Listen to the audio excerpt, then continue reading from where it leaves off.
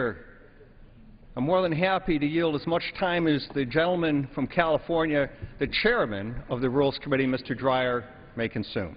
The distinguished chairman is recognized for as much time as he may consume. Mr. Speaker, I ask unanimous consent to revise and extend my remarks. Without objection. Thank you very much, Mr. Speaker, and I want to thank my good friend for his able management of this important rule, and say to my friend from Fort Lauderdale, I'm really surprised to see Democratic opposition to this rule. Why?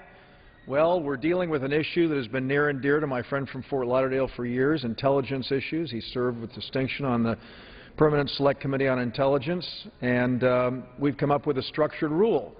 That structured rule makes 7 amendments in order that were submitted by Democrats and 2 amendments in order submitted by Republicans.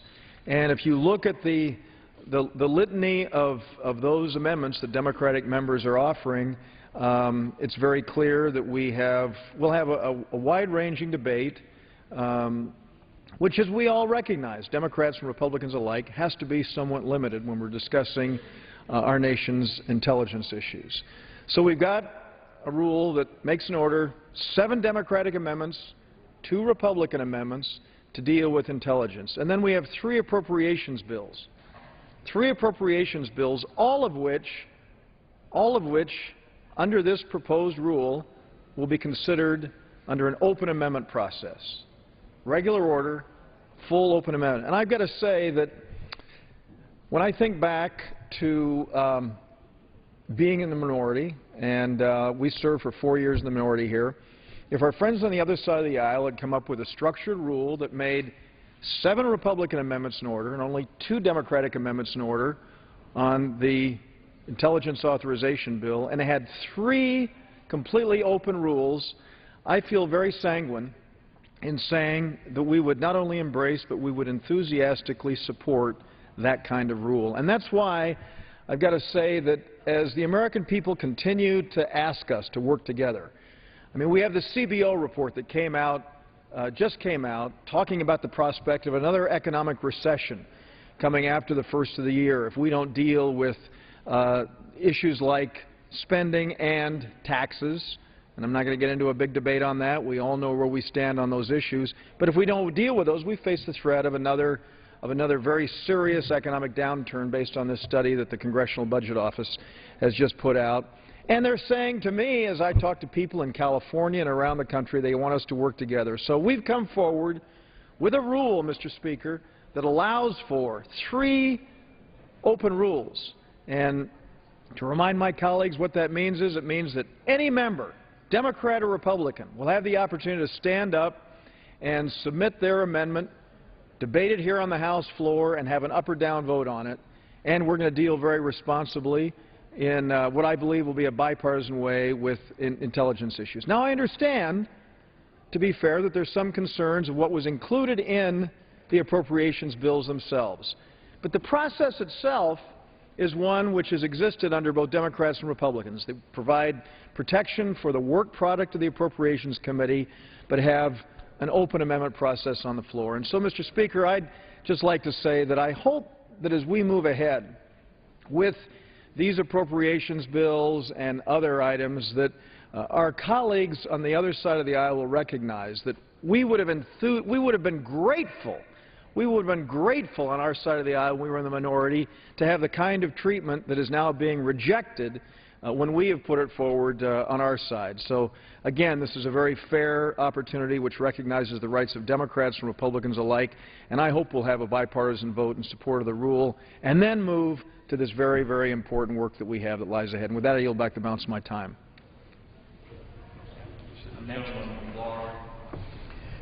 Mr. Speaker, would you be so kind as to tell me the time remaining for both sides?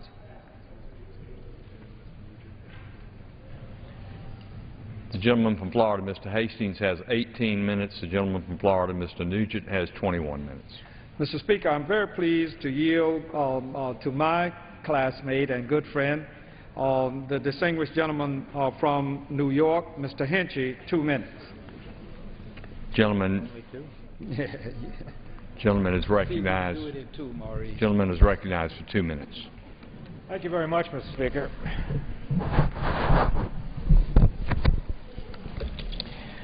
When the Republican majority came to power, they promised transparency and greater debate. But today, they have once again failed to keep that promise by refusing to allow a vote on a critical amendment requiring a report on human rights abuses in Argentina over 30 years ago. For 20 years, I have fought for human rights and transparency in this House, and today the majority refuses to spare me 10 minutes for debate. But what's worse is they won't spare 10 minutes for the hundreds of children born in prison camps, for the thousands of grandparents that still hold out hope day after day that they will be reunited with their lost loved ones, for the 30,000 people who disappeared at the hands of a brutal military regime, and the millions of Argentine citizens who still keep justice and closure. This amendment has been made in order numerous times in the past that has even been accepted without objections for both Democrats and Republicans. But it seems this year the House Republican leadership doesn't have time for human rights. As I have said before, with this amendment, we have an opportunity to provide answers to thousands of families who have waited for years to learn the fates of their loved ones and help close this troubling chapter in Argentina's history. To reject my amendment would have been one thing, but to silence it entirely is unconscionable. The majority's handling of this issue is irresponsible and shameful, and I urge opposition to this rule so these critical facts can be made clear for our country and for Argentina. The gentleman from Florida, Mr. Nugent.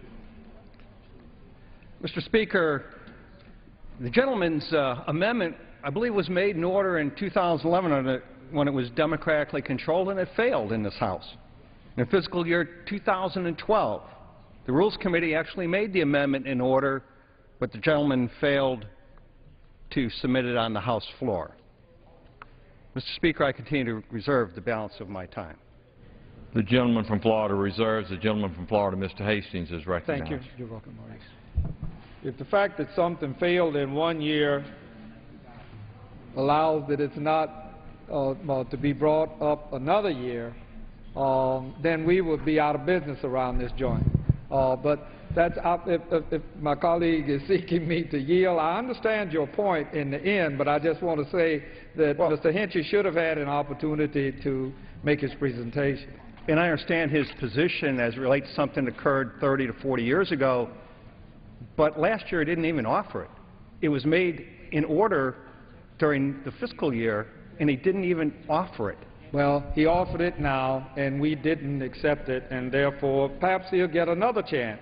Mr. Speaker, I'm very pleased to yield 2 minutes to the distinguished gentleman from New Jersey with whom I served on the Intelligence Committee for 8 years. The gentleman from New Jersey is recognized for 2 minutes. I thank my friend. Mr. Speaker, I rise in opposition to this rule, which covers in part the intelligence authorization debate. I want to address not what the bill contains, but what it does not. It does not contain any prohibition on the executive branch using drones to target American citizens for death. I offered a common-sense proposal to address this matter, but the Rules Committee declined to allow it to come to the floor for a vote.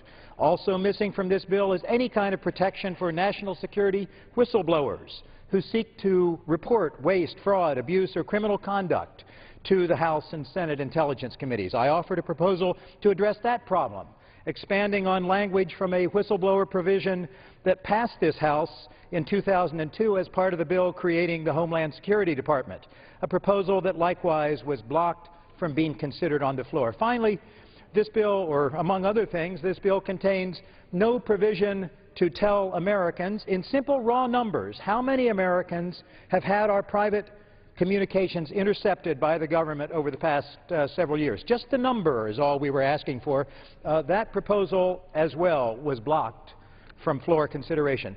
This bill should never serve, the intelligence authorization bill should never serve simply as a rubber stamp for funding and programs that the intelligence community wishes. This committee, the Intelligence Committee, was created to provide oversight of that community, particularly for the most controversial programs and practices. The bill before us today fails on those counts, which is why the rule and the bill should be opposed. The gentleman from Florida, Mr. Nugent. I continue to reserve the balance of my time. Gentleman continues to reserve. The gentleman from Florida, Mr. Thank you very Hastings. much, Mr. Speaker. I'm very pleased at this time to yield 2 minutes to the distinguished gentleman from Illinois, my good friend, Mr. Davis. Gentleman from Illinois is recognized for 2 minutes. Thank you, Mr. Speaker, and I want to thank the gentleman from Florida for yielding. I rise in opposition to the rule and to the underlying bill, H.R. 5854, Military Construction and Veterans Affairs Act related to project labor agreements. This bill would prohibit the use of project labor agreements. It takes away the ability for the Department of Defense, Department of Veterans Affairs, American Battle Monuments Commission, Court of Appeals for Veterans Claims, and the Arlington National Cemetery to use a project labor agreement business model to determine what would be the most optimal and effective way to build construction projects. Currently, all of these agencies have two choices: either yes, to build a project labor agreement, or no, to not use a project labor agreement. The bill before us eliminates the choice for these agencies from seeking the most effective and efficient use of taxpayers' money to perform construction projects in the best interest of our brave men and women. By banning project labor agreements, it would contribute to delays in new construction and add more cost to the project. If we want smart government, then I encourage all of my colleagues to vote no, and without passage of the Graham Amendment, I would oppose both the rule and the bill. And I yield back. The gentleman from Florida, Mr. Nugent. Mr. Speaker, I would just say to my friends on the other side, remember that that's an open rule. If you don't like a portion of it, then amend it. Bring an amendment to the floor. Now, I know they're confused about that, and I know they didn't have it in the 111th Congress, but this Congress, you have the ability to amend it. No piece of legislation is perfect. That's why you have the ability for amendments. So I would encourage my friends on the other side, or any member, Republican or Democrat alike, if they want to see something different, amend it. That's the beauty of this. I continue to reserve the balance of my time. The gentleman reserves. The gentleman from Florida, Mr. Hastings. Thank you very much, Mr. Speaker. If we defeat the previous question, I will offer an amendment to the rule to require that immediately after we adopt this resolution, the House will consider H.R. 1519, the Paycheck Fairness Act, introduced by my friend Ms. DeLauro, and I'm proud to be an original co-sponsor of this bill. To discuss this proposal, I yield 2 minutes to the distinguished gentlewoman from Connecticut, my friend Ms. DeLauro. The gentlewoman from Connecticut, Ms. DeLauro, is recognized for 2 minutes. I rise in opposition to the previous question. Defeating the previous question will allow the gentleman from Florida to amend the rule to include consideration of the Paycheck Fairness Act, an act that addresses the financial pressures facing women today and the need to close the gender wage gap.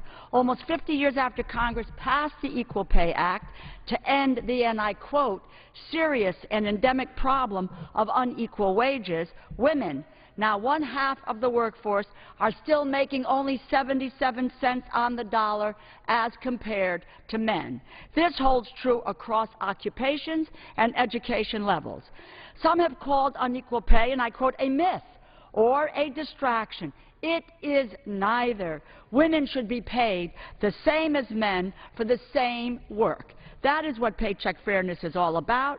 Same job, same pay. Yesterday, the Democratic Steering and Policy Committee heard from 2 women affected by pay discrimination, Anne-Marie Duchamp and Terry Kelly. Both women were eloquent in sharing their stories of fighting for 7 years to see that their pay inequity was remedied. And like the nearly two-thirds of women today who are either a breadwinner or co-breadwinner, both women said that their families depend and rely on their income. Pay discrimination not only affects them, but their children and their husbands. Pay inequity is at the root of the financial pressures facing women today. It is critical that we pass the Paycheck Fairness Act, that we take steps to stop discrimination in the first place by putting an end to pay secrecy, to strengthen workers' ability to challenge discrimination, and to bring the equal pay law into line with other civil rights laws. This House has passed the bill twice on a bipartisan basis. Let's do it again. I urge my colleagues to defeat the previous question, and I yield back. The gentleman from Florida, Mr. Nugent. I continue to reserve. Gentleman continues to reserve. The gentleman from Florida, Mr. Hastings. Mr. Speaker, I'm very pleased to yield 1 minute to the distinguished gentleman from California, my friend Mr. Miller. The gentleman from California, Mr. Miller, is recognized for 1 minute. I thank the gentleman for yielding. I rise to urge my colleagues to defeat the previous question and amend the rule to allow consideration of the Paycheck Fairness Act. This bill is critical to women and families, and its time has come. It's not only about basic fairness for women, getting equal pay for equal work. It's also about economic issues for families. Getting paid less for just being a woman means fewer resources to pay the mortgage to put food on the table. Today's women who earn 23% less than men do for doing the same job, but those women don't get a 23% cut in their health care costs. They don't get 23% off their rent. They don't get 23% off their grocery bill, and they don't get 23% off their paycheck. But they do get 23% off their paycheck. It's outrageous that this Congress is not doing all it can to eliminate pay discrimination. And it's outrageous today that American corporations have as a matter of their business plan to pay women less than they pay men for the identical jobs, identical responsibilities, identical education, and identical experience. Corporations have made a decision that they will pay those women less, and that's why women earn only 77 cents for every dollar that their male counterparts earn for doing the same job. Congress ought to let us take up this bill and get rid of this inequity to America's women, women who are working to support their families and to provide for their families. Gentleman's time has expired. The gentleman from Florida, Mr. Nugent, is recognized. Mr. Speaker, I continue to reserve. Gentleman continues to reserve. The gentleman from Florida, Mr. Hastings. Mr. Speaker, would you advise again how much time remains? Take care, George. Thank you. Gentleman from Florida, Mr. Hastings, has 9 minutes, and the gentleman from Florida, Mr. Nugent, has 20 minutes. All right. Thank you very much, Mr. Speaker. I'm very pleased at this time to yield 1 minute to the distinguished gentlewoman from Illinois, Ms. Schakowsky, with whom I served again, say, on the Intelligence Committee for 8 years. Gentlewoman from Illinois, Ms. Schakowsky, is recognized for 1 minute. Thank the gentleman for yielding. I rise in support of the Paycheck Fairness Act, which would help end the pay disparity between men and women in the workplace. You heard that women earn 77% of what men earn. That's the average. But just African American women, it's 62%. And Latinas, it's only 53%.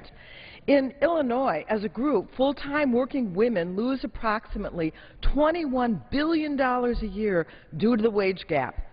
If the Illinois wage gap, which amounts to nearly $12,000 a year, were eliminated, a working woman in Illinois would have enough money for approximately 108 weeks of more food, 7 more months of mortgage and utility payments, 14 more months of rent, 36 more months of family health insurance premiums, and over 3,000 additional gallons of gasoline. American families and our economy are paying the price of this wage discrimination, and it is time to end it. I urge all my colleagues who support fairness, who support women, to support the Paycheck Fairness Act, and I yield back. Gentleman from Florida, Mr. Nugent. I continue to reserve. Continues to reserve. Gentleman from Florida, Mr. Hastings. Mr. Speaker, I'm very pleased to yield 1 minute to another of my classmates, the gentlewoman, my good friend from California, Ms. Roybal Allen. The gentlewoman from California is recognized for 1 minute. Mr. Speaker, I urge a defeat of the previous question and the consideration of the Paycheck Fairness Act to correct a terrible injustice where women are systematically paid less than men for doing the same work. On average, women receive 77 cents for every dollar paid to male workers. This disparity means a loss of nearly $11,000 a year, or the equivalent of 4 months of groceries, 5 months of child care, and over 6 months of rent and utilities. The wage gap is even more pronounced for black and Latino women, who receive just 62 cents and 54 cents respectively for every dollar paid to white men. It is unbelievable that in the 21st century, wage discrimination against women remains so rampant in a nation that values family and fairness so highly. In good conscience, how can this House do nothing while our wives, daughters, mothers, and grandmothers are discriminated against in the workplace? Don't they deserve equal pay for equal work and the opportunity for a better life? I urge my Republican colleagues to do the right thing and help pass the Paycheck Fairness Act to fulfill our nation's promise of fairness, equality, and justice for all. I yield back the balance of my time. Gentleman from Florida, Mr. Nugent. Continue to reserve. Gentleman continues to reserve. The gentleman from Florida, Mr. Hastings. Thank you very much, Mr. Speaker. I'm very pleased at this time to yield to the distinguished gentlewoman from California, Ms. Lee. 1 minute. She's my good friend and also has served on these committees for a long time. The gentlewoman from California is recognized for 1 minute. Thank you very much. I also want to thank Mr. Hastings for his leadership and for yielding, and also to Congresswoman Rosa DeLauro for her relentless leadership on the Paycheck Fairness Act, and as also ranking member of the Labor, Health, and Human Services Appropriations Subcommittee. I rise to support the Paycheck Fairness Act. It's totally unacceptable that in 2012, women continue to be blatantly discriminated against in the workplace in terms of equal pay for equal work. This is just downright wrong. It contributes to the economic insecurity of women, also of children and of men. In 2011, African American women earned 62 cents to every dollar earned by white males, and for Latinas, it was 62 cents per dollar. This discrimination against women of color and all women must end. Now, it's been nearly 50 years since the passage of the Equal Pay Act, but at the rate we are going, if we continue to do nothing, women will not have pay equity until, mind you, the year 2056. 2056. So we need a comprehensive solution to this historical and systemic discriminatory practice, and that is what Congresswoman DeLauro has introduced. So I urge consideration and passage of the Paycheck Fairness Act. Women deserve economic justice. The gentleman from Florida, Mr. Nugent. I continue to reserve. Continues to reserve. The gentleman from Florida, Mr. Hastings. Thank you very much, Mr. Speaker. Mr. Speaker, I yield 1 minute to my good friend from Massachusetts, the distinguished gentleman, Mr. Turney, again, with whom I served on the Intelligence Committee for 8 years. The gentleman from Massachusetts is recognized for 1 minute. I thank the gentleman. Thank you, Mr. Speaker. Mr. Speaker, the Paycheck Fairness Act deserves attention, and it deserves attention now. We passed the Lilly Ledbetter Act very quickly because it was essential. It shows that this House can work together when it wants to. We kept the courthouse doors open for recourse for pay discrimination. More has to be done to prevent that discrimination from happening in the first place. My mother worked split shifts when we were growing up. My father worked sometimes 2 jobs, but his income was limited. Every dollar my mother brought home was critical to our family and to our household, and that's true in so many households across this country today. A household's bills don't go down by $10,000 just because a woman is treated unfairly and paid less. The clothing bills don't go down, the gas bills don't go down, the food bills don't go down. So it's important that we get this bill moving at this point in time. The Paycheck Fairness Act reasserts the principle that women should get equal pay for equal work. It holds employers accountable if they discriminate. It puts an end to pay secrecy so women will be able to determine whether or not they're getting treated fairly. And it prohibits retaliation for someone who wants to talk about paycheck fairness. This bill is important for families across this country. It deserves attention. I urge my colleagues to take it up now and pass it. I yield back the balance of my time. The gentleman from Florida, Mr. Nugent. Continue to reserve. The gentleman continues to reserve. The gentleman from Florida, Mr. Hastings. Mr. Speaker, I would ask of my good friend from Florida whether he intends at this time to have any additional speakers other than himself. I do not. Okay, I thank you. I'm prepared to close. Mr. Speaker, I ask unanimous consent to insert the text of my amendment in the record along with extraneous material immediately prior to the vote on the previous question. Without objection. And, Mr. Speaker, I do and will urge my colleagues to vote no and defeat the previous question.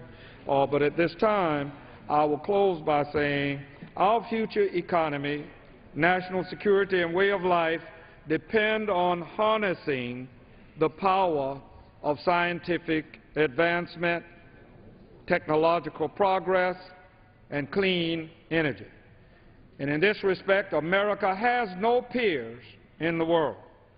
These efforts will enable us to reduce our dependence on oil, develop better energy infrastructure, and mitigate the effects of climate change. At the same time, we have to secure that our frontline homeland security resources are adequately funded and sufficiently prepared to meet new challenges.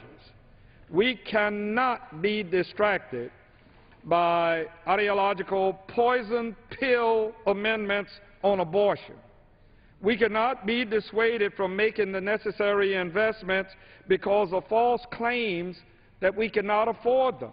And we cannot be so willing to sacrifice our nation's future prosperity to fund more tax cuts for the wealthiest, and I continue to say, including those of us in Congress, the wealthiest Americans, and more nuclear weapons for the military.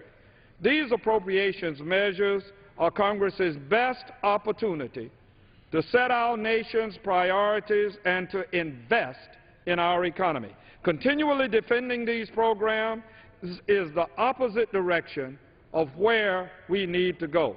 We must provide the funds necessary to make the advances that will ensure America's continuing global leadership. I urge my colleagues to oppose this rule and to defeat the previous question, and I yield back the balance of my time. The gentleman yields back the balance of his time. The gentleman from Florida, Mr. Nugent. Mr. Speaker, this is responsible use as it relates to a budget that we passed in this House. These appropriation bills live within the confines of the budget that was passed within this House. Now, I can't say that's always been the case here. As we look back over the last 4 years prior to my coming here, that was definitely not the case in regards to living within a budget, living within our means. Mr. Speaker, I've heard some of my colleagues on the other side of the aisle, complain about certain provisions in the underlying appropriation bills. Once again, I'd just like to remind our colleagues, this is not the 111th Congress that you're used to. The beauty is that you have an open amendment process, one that did not exist in the last Congress. So you can offer whatever amendment you want as it relates to any of these issues. Strike it, defund it, do whatever you want to it. You can do that on this floor. That's why we have the open amendment process. Remember, it's different than it was in the 111th Congress. At least that's what I've read. You get to vote on the issues that are important to the American people. I hope that anybody that opposes any one of the underlying bills will join me in supporting this rule because it gives you the ability to actually amend it and craft it in the way that you think is best for this country. Mr. Speaker, I support this rule and encourage my colleagues to support it as well. We're talking about issues today that already have bipartisan agreement.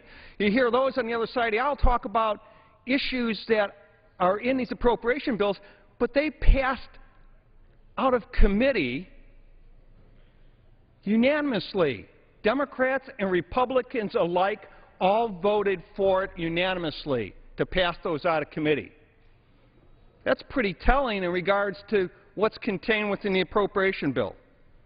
So I can't say it enough.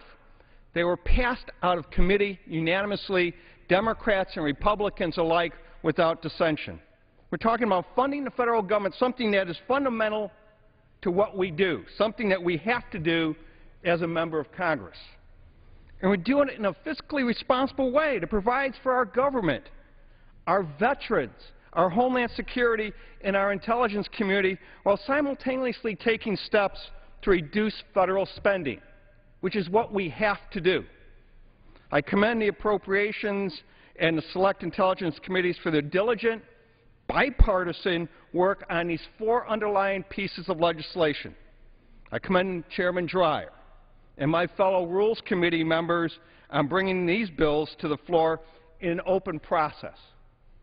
And I know that my good friend from Florida likes the open process. We hear about it every time we have a Rules Committee meeting, about the open process and the ability to amend it on the floor. Let the House work its will is what we talk about. And we have that opportunity. While some may not know how to do that because they just haven't had the experience, we're all in this together. We're learning as we go along what that open process means and allowing Democrats and Republicans alike to come to the floor and debate the issues that they want to make a piece of underlying legislation better. And that's what's good about this whole system. And we know it can be better. And we're making sure that the House does work its will in allowing these amendments. Mr. Speaker, it's about changing how we do business in this House. And we're making one of the first steps in doing this through our appropriation process in having an open process to allow the ability to submit amendments on the House floor to make all of these pieces of legislation better. That's the goal. I know that's the goal on both sides of the aisle when they submit these amendments. I hope that is. And we'll see how the House works its will on all of these amendments. So I support this resolution. I support the open process. And I encourage my colleagues to do the same.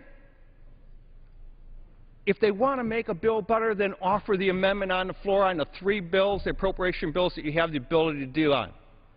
And under the structured bill, there's already 7 Democratic amendments made in order and 2 Republicans. And, Mr. Speaker, with that, I yield back the balance of my time, and I move the previous question on the resolution. The question is on ordering the previous question on the resolution. Those in favor say aye. Aye. And those opposed, no. The ayes have it.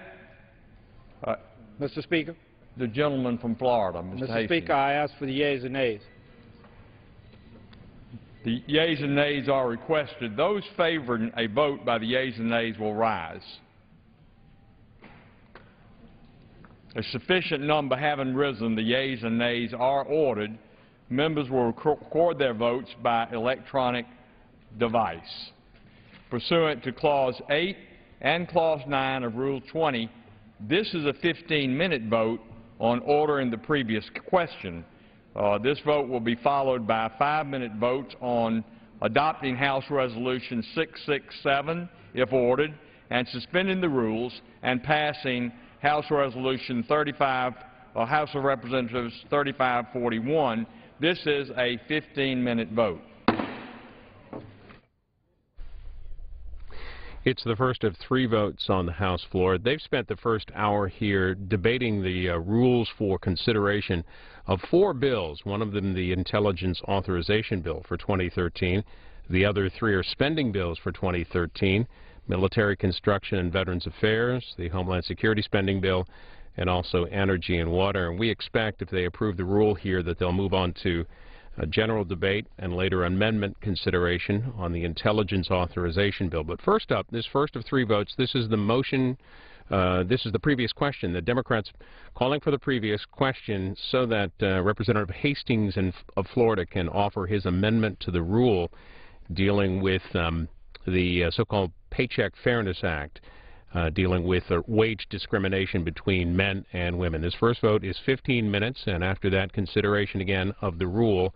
And the last vote in the series will be a bill that they debated yesterday, the bill that would prevent outlawed abortions based on the gender of the fetus. It's the so-called Prenatal Non-Discrimination Act. That vote will be the third in this series, and that will be come up as a suspension bill, meaning that it needs 2/3 of those present and voting to pass. That'll be the last vote in this series. And while this vote continues, we're going to bring you some of yesterday's debate on the House floor. The Prenatal Non-Discrimination Act we are debating at this moment simply says that an unborn child cannot be discriminated against by subjecting them to an abortion based on the sex of the child.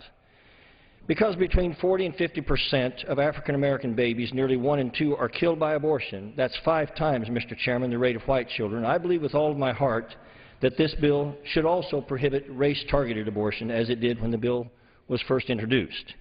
It is my hope that by protecting unborn children from being aborted based on their sex, that one day, very soon, we will also recognize the humanity and justice of protecting unborn children regardless of their race or color as well, and simply because we recognize them as fellow human beings. With that said, Mr. Speaker, worldwide sex selection abortion has now left the human family on Earth with approximately 200 million missing baby girls. Various United Nations organizations have battled sex selection abortion for years. These agencies routinely refer to sex selection abortion as, quote, an extreme form of violence against women, close quote. In the New Atlantis magazine, political economist Nicholas Eberstadt of the American Enterprise Institute said, in terms of its sheer toll in numbers, human numbers, sex-selective abortion has assumed a scale tantamount to a global war against baby girls, close quote. In 2007, the United States spearheaded a UN resolution to condemn sex selection abortion worldwide. Yet here in the land of the free and the home of the brave, we are the only advanced country left in the world that still doesn't restrict sex selection abortion in any way.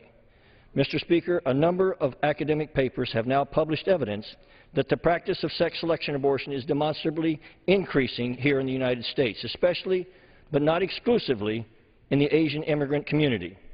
A study by researchers at the University of Connecticut published in Prenatal Diagnosis of March 2011 found that male-to-female live birth sex ratio in the United States for Chinese, Asian Indians, and Koreans clearly exceeded biological variation for third births and beyond.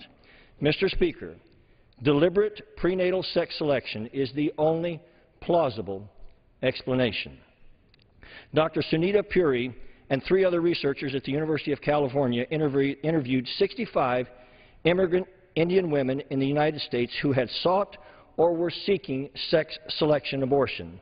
They found that 40% of the women interviewed had deliberately aborted unborn baby girls previously, and nearly 90% of the women who were currently carrying an unborn baby girl were also currently seeking to abort them.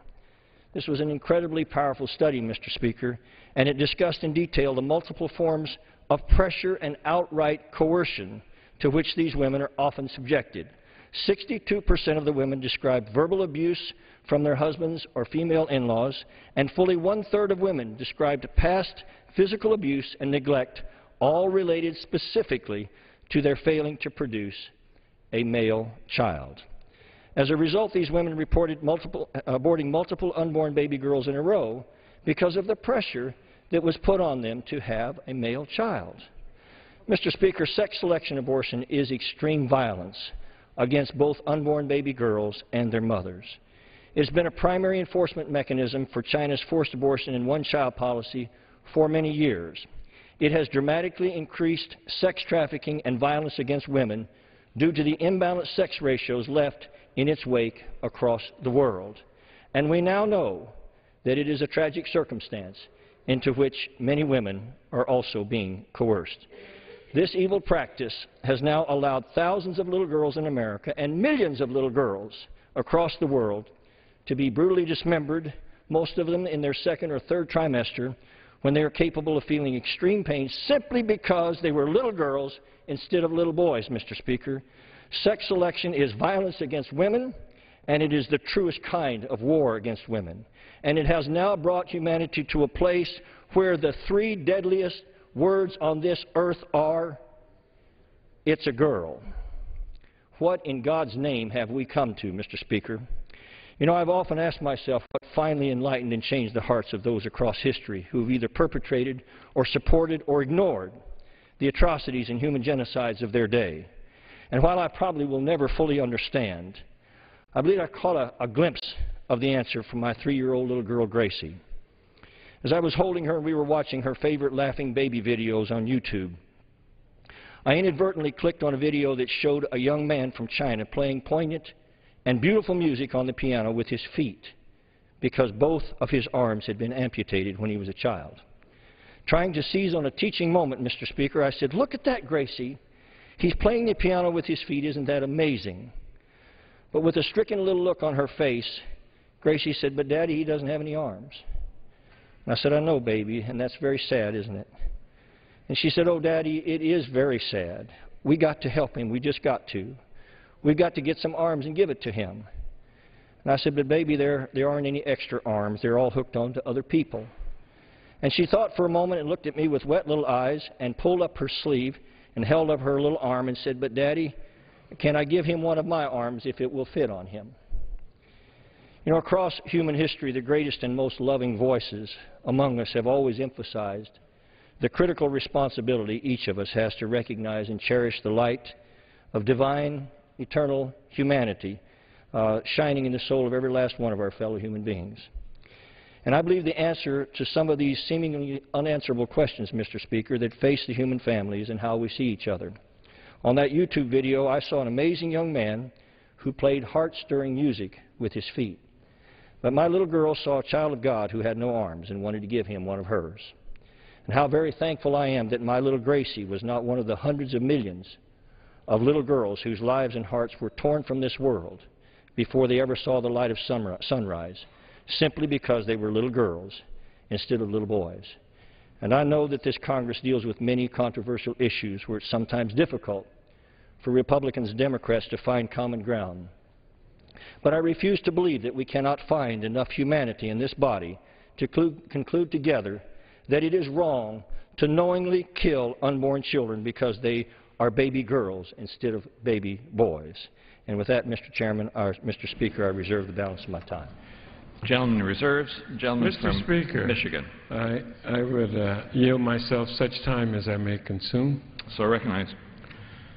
Members of the House, I want to thank the leadership on the other side for requiring that the chairman of the Constitution Subcommittee, the gentleman from Arizona, drop race from this prenatal non-discrimination act, so-called, and so it's now just sex selection.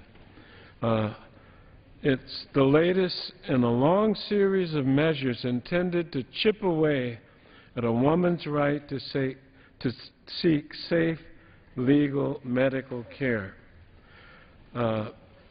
It tramples the rights of women under the guise of non-discrimination, while doing absolutely nothing to provide women with the needed resources so that their babies, female and male, can come into the world healthy and so that both mother and child can thrive. And I am grateful that the proponents of this bill have stopped making the ridiculous charge that I used to hear that reproductive freedom is worse than slavery, and invoking at the same time the name of the great abolitionist leader, Frederick Douglass, in the service of their cause. It was deeply offensive, and I'm glad that we won't have to listen to that anymore. And I will at this point reserve the balance of my time, Mr. Speaker. Gentleman reserves. The gentleman from Arizona. Mr. Speaker, I would now yield 1.5 minutes to the gentlewoman from Florida, Mrs. Adams. Gentleman from Florida. She's a member of the Judiciary Committee, Mr. Speaker. Recognized for 1.5 minutes. Mr. Speaker, I rise today in support of H.R. 3451, the Prenatal Non-Discrimination Act, PRENDA, introduced by Representative Trent Franks. As a mother of a daughter, I am disturbed by what I am hearing about sex selection occurring in the United States. A 2008 Columbia University report found that there is strong son bias and that there is clear evidence of sex selection, most likely at the prenatal stage. The victims of sex selection abortions are predominantly female, and most are later term, which means these gruesome abortions are occurring after the child becomes pain capable. In 2007, the United States spearheaded an international resolution to condemn sex selection. Yet, however, there are no laws preventing or prohibiting the practice in the United States. And while I stand here, I think about just yesterday, as I watched as my little granddaughter inside her mother's womb turned towards that ultrasound. This issue of life is a divisive one in politics, but I think all Americans can agree aborting babies because they are the wrong sex is just plain wrong. Let's put a stop to this egregious practice, and let's pass this legislation. Gentleman from Michigan. Mr. Speaker, I'm pleased now to recognize the ranking member of the Constitution Subcommittee, the distinguished gentleman from New York, Jerry Nadler, for as much time as he may consume. Gentleman from New York is recognized. Thank the gentleman, Mr. Speaker. I rise in opposition to the so-called Prenatal Non-Discrimination Act.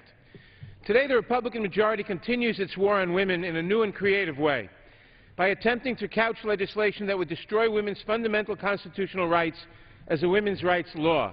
It is cynical but creative.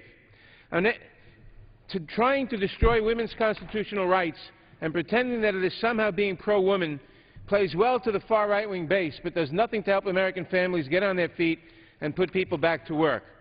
This bill criminalizes abortion prior to viability. It makes pre-viability abortions a crime under certain circumstances, a flagrantly unconstitutional provision under Roe v. Wade. Under this bill, a relative who disagreed with a woman's choice would be able to sue a doctor simply by alleging that the woman had an impermissible motive. The doctor would face years of litigation at great expense.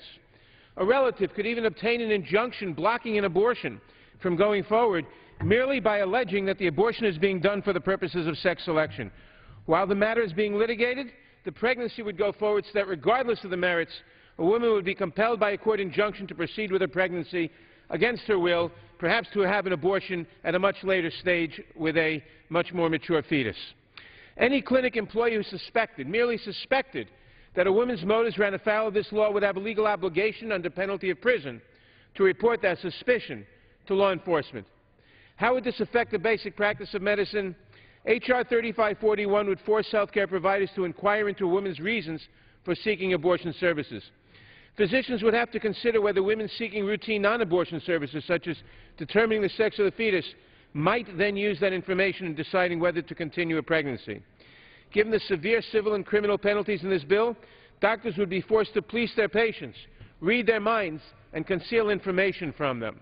The failure to do so would put medical professionals at risk of prosecution and lawsuits. This bill is facially unconstitutional. The Supreme Court has held, beginning with Roe v. Wade and in Casey and subsequent cases, that the decision whether to have a child or whether to end the pregnancy is a private one. Up until the point of viability, the government may not make that decision for a woman. Following viability, the government may regulate or bar an abortion, except when the abortion is necessary to protect the life or health of the woman. The preference for male children is a real, if limited, phenomenon in the United States. Some women face familial and community preference to have male children, and that pressure can increase with each subsequent birth. But this bill does nothing to help those women. This bill cites the United Nations Commission on the Status of Women as urging governments to prevent sex-selective abortions, but it ignores the concerns of those who work on this problem, such as the UN Population Fund, the Office of the UN High Commissioner for Human Rights, the UN Children's Fund, UN Women, and the World Health Organization, that abortion restrictions are not the solution because they put women's health and lives in jeopardy and violate women's human and reproductive rights. Where is the legislation providing women with the means to achieve independence so they are not subject to community and family pressures? My Republican colleagues opposed the Lilly Ledbetter Fair Pay Act that would have done just that. We all had to watch the charade recently where Republicans pretended they weren't going after the Violence Against Women Act with a meat axe. Where is the support for family planning services so we have fewer unplanned pregnancies and therefore fewer abortions? Where is the commitment to maternal and child health programs? But all this costs money. It won't do anything to undermine Roe v. Wade, and it doesn't play well in the world of abortion politics. I urge the members of this House to reject the cynical, dishonest, and hypocritical legislation. I reserve the balance of my time. Gentleman from Arizona. Mr. Speaker, I would now yield 1.5 minutes to the gentleman from Iowa, Mr. King. He is the Vice Chairman of the Judiciary Immigration Subcommittee. Gentleman from Iowa is recognized. Thank you, Mr. Speaker. I thank the gentleman from Arizona for his leadership on this issue and many other issues. And I come to the floor here in strong support of this act that's before us, this Prenda Act. And, you know, the very idea of sex selection, abortion, gendercide, as it was so aptly named, brought back to mind for me a story that I heard from a man whom I admired. His name was Gil Copper. Sadly, we lost him back in 2010. Gil Copper was a World War II veteran who volunteered with Merrill's Marauders in Asia and marched across those areas in India and Burma to take on the Japanese behind the scenes. Gil Copper picked up and was awarded 1 Silver Star, 2 Bronze Stars, 1 Combat Infantry Badge, and 1 Purple Heart. And Gil Copper spent his time off in Asia under the bridge in New Delhi, India, standing in the Ganges River, listening for the splash. Standing there day or night, any time he had off, listening for the splash of a little baby girl that would often and regularly be tossed off of the bridge into the river to drown, because the culture in India cherished boys and doesn't cherish girls. And Gil Copper would swim out there and pick up those little girls that were floating then in the filthy Ganges River and swim back with them and dry them off and carry them to the Catholic orphanage in New Delhi. And he saved scores of lives during that period of time. That culture has arrived here in this country, and this bill puts an end to that kind of culture that would select baby girls for death. I yield back. Gentleman from Michigan. Mr. Speaker, I'm pleased now to yield to Hank Johnson, a distinguished member of the House Judiciary Committee, 3 minutes. Gentleman from Georgia is recognized for 3 minutes. Thank you, Mr. Speaker. This bill is not about civil rights, but it's simply another attempt to chip away at a woman's right to choose. It's part of the Republican war on women, also known as WOW. I'm like, wow, why are we continuing to attack women like this? Wow. It's men against women. See, what's happening is we're in a political year, ladies and gentlemen, and politics has been good to the Republicans as of late. They have pitted people who favor immigration against those who support it. They have divided people on affirmative action for African Americans. They have divided people on the issues of gays living in America. These are all diversionary issues. They've been attacking labor, saying that it's because of labor that you don't have what you should have. It's a political season, and so this is what they're doing with this bill. It's pitting the men against the women. This bill seeks to prohibit discrimination against the unborn on the basis of gender, but it's really a part of the divide and conquer approach that has been hugely successful for these Republicans. It would require doctors to become mind readers, ladies and gentlemen, and require them to determine what the sex of the child is and whether or not that is a factor in a woman's determination to have an abortion. It's ridiculous. It's shameful. Many of the supporters of this bill are the same ones who voted to eliminate funding for Planned Parenthood and the Teen Pregnancy Prevention Initiative. That's funding that would have helped prevent unintended pregnancies. They also voted, ladies and gentlemen, to repeal and repeatedly they voted to repeal the Affordable Care Act, which has improved the health of uninsured women and children.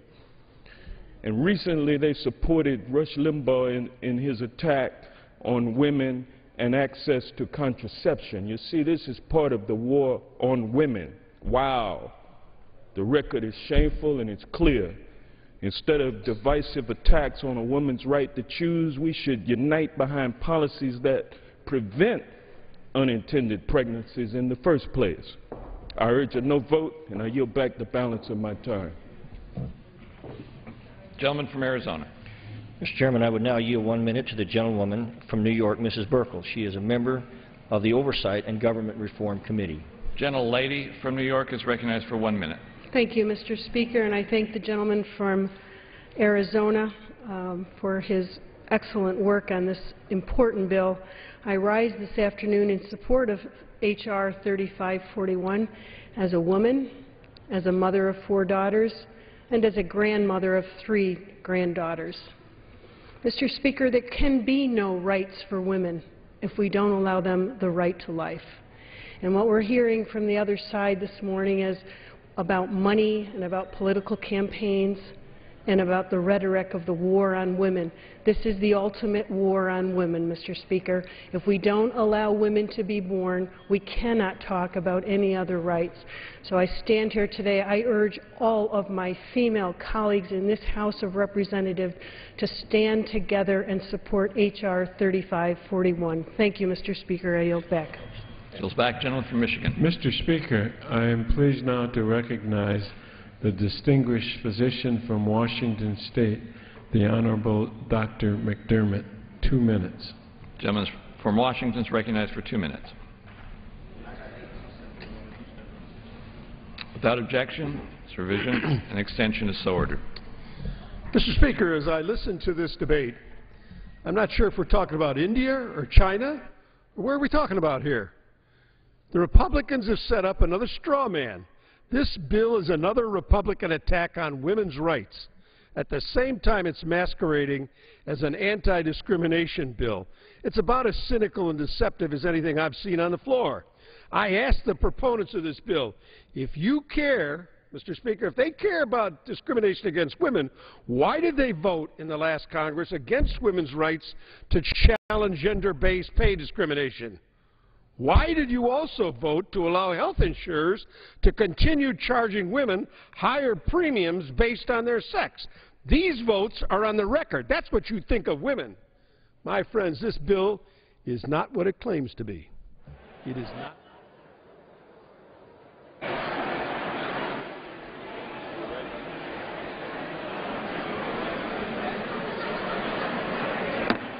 On this vote, the yeas are 233, the nays are 180.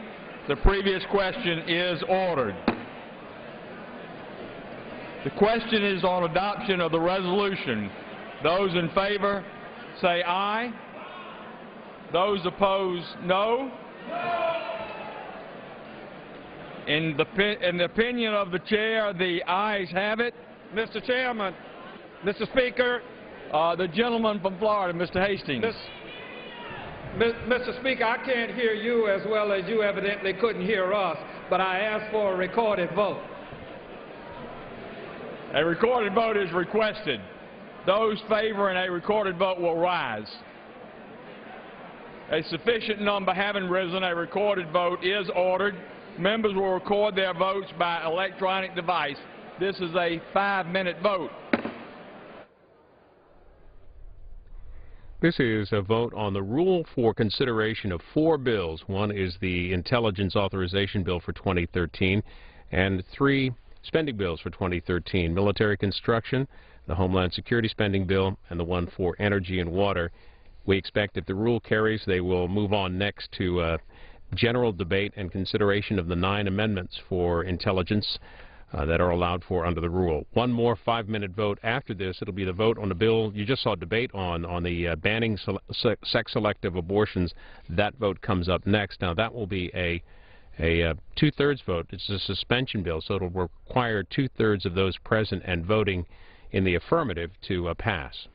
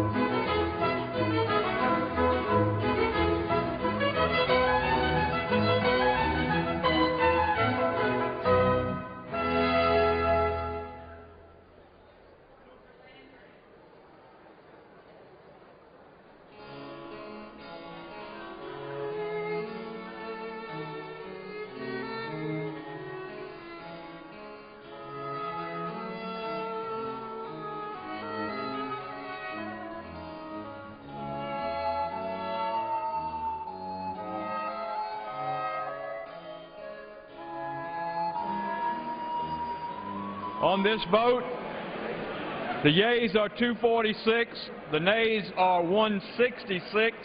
The resolution is adopted. Without objection, a motion to reconsider is laid on the table. The unfinished business is the vote on the motion of the gentleman from Arizona, Mr. Franks, to suspend the rules and pass H.R. 3541 as amended, on which the yeas and nays are ordered. The clerk will report the title of the bill.